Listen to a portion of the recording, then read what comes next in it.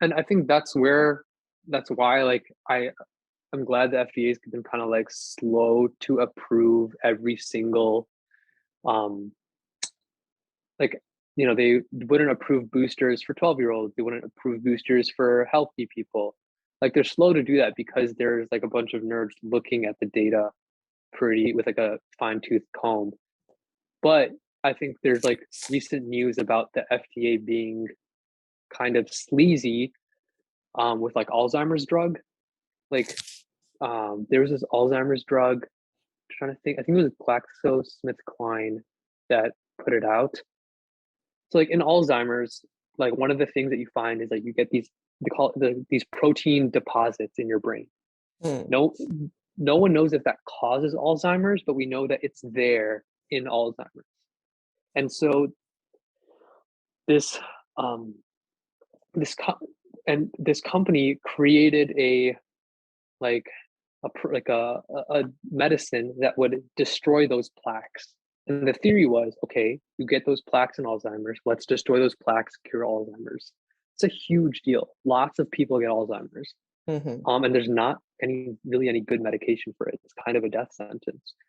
Uh, and everyone was like, okay, like where's the data? They presented the data and it wasn't good because there's a difference between like a biological endpoint and a clinical endpoint, right?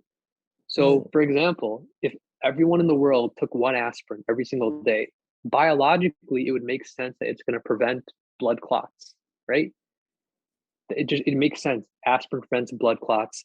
Everyone should take one every day. We will not have any more blood clots in the world. That's kind of what this Alzheimer's drug company presented. Like it makes sense. You see it, we see it, we all see it. But then there's the clinical endpoint where just because you're taking an aspirin every single day, you're going to get bleeding side effects. It's not going to work for everyone. Um, like healthy people really shouldn't be taking that kind of stuff.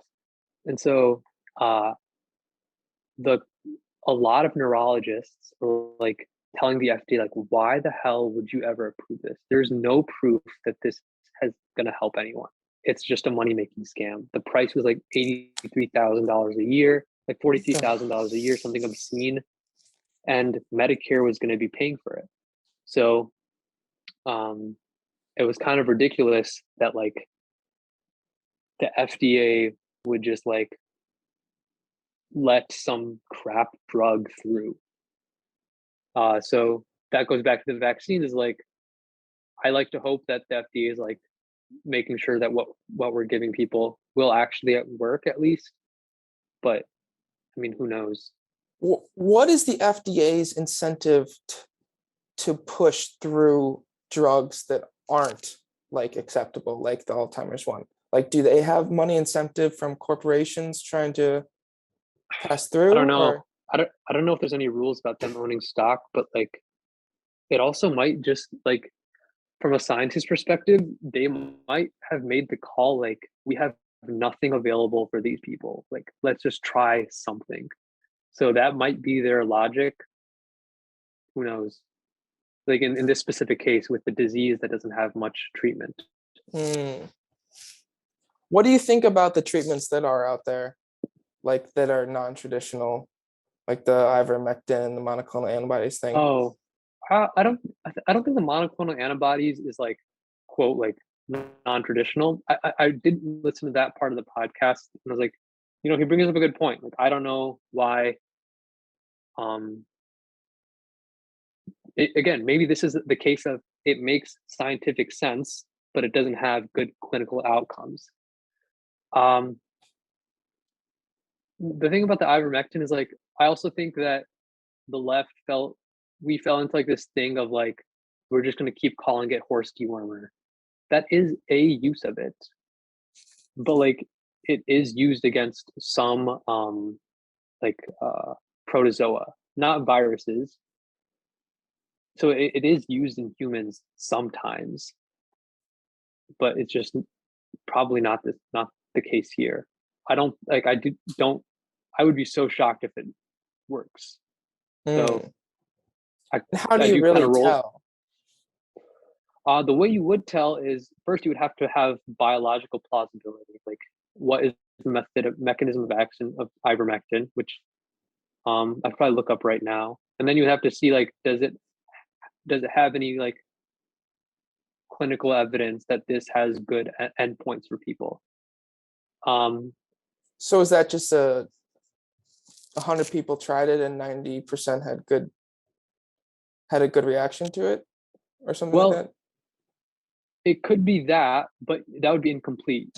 You would have to have 100 people take ivermectin, 100 people randomly split up and stuff take.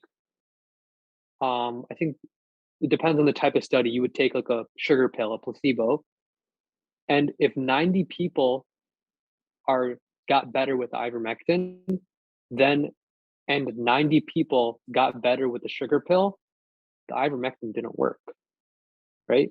Sure. So what you could easily do is remove this and say that 90 out of 100 people that took the ivermectin improved.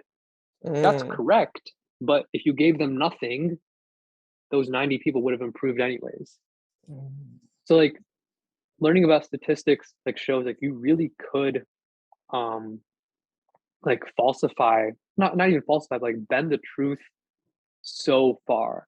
Um like other things like again like the clinical endpoint versus the biological endpoint. Like technically yes, this Alzheimer's drug will attack something you find in Alzheimer's, but does it in fact stop people from like getting Alzheimer's? Or like there was some medication that like extended it shortened people's hospital stay after surgery from like 4.5 days to 4 days. And everyone's like what the heck? We're not going to pay like 100 like $10,000 to get half a day out of the hospital on average. So stats can be misleading. Is there an effective Alzheimer's medication, or is it still kind of not really there yet? Um, it's embarrassing. I haven't studied this. I know there is. I know there's. Because it seems like, is Alzheimer's an irreversible disease? It is irreversible. Yes. Why is that? Um. Because it's like the brain is there. There's a protein in the brain, and it's cut one way. In Alzheimer's, it's cutting it the wrong way. So if you're cutting it the wrong way, then if you're cutting it the wrong way, then you get like the proteins deposited. So let's see, there's donepezil, it's a cholinesterase inhibitor, and that comes from the idea that in Alzheimer's you have a decrease of this thing called acetylcholine, and then their rationale is Mm. like, all right, well if we increase the acetylcholine, maybe it'll help, and it turns out it did. And So what is the help? Like, is it prolonging life? Is it stopping the worsening? What is it doing exactly? that is the right question. Because certain drugs have like different endpoints. I don't know what the endpoint is for donepezil.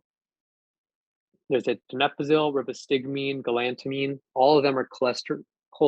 They increase the amount of acetylcholine in the brain.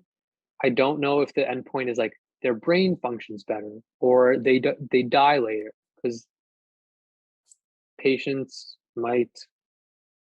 Is Um, acetylcholine like something that you could take throughout like youth, like increase those levels of youth? Would that affect later on in life? Or like, is it like a supplement, or is it just something that's produced within the body?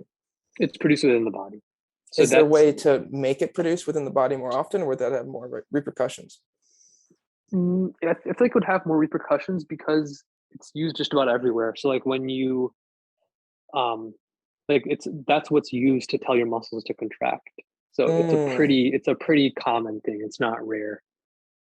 So like if you had too much acetylcholine, you woch have like a seizure, or How much is no? it called when you have a seizure? You would have maybe not a seizure, but something. Like you would have like Cramps, a calf neurologic problem.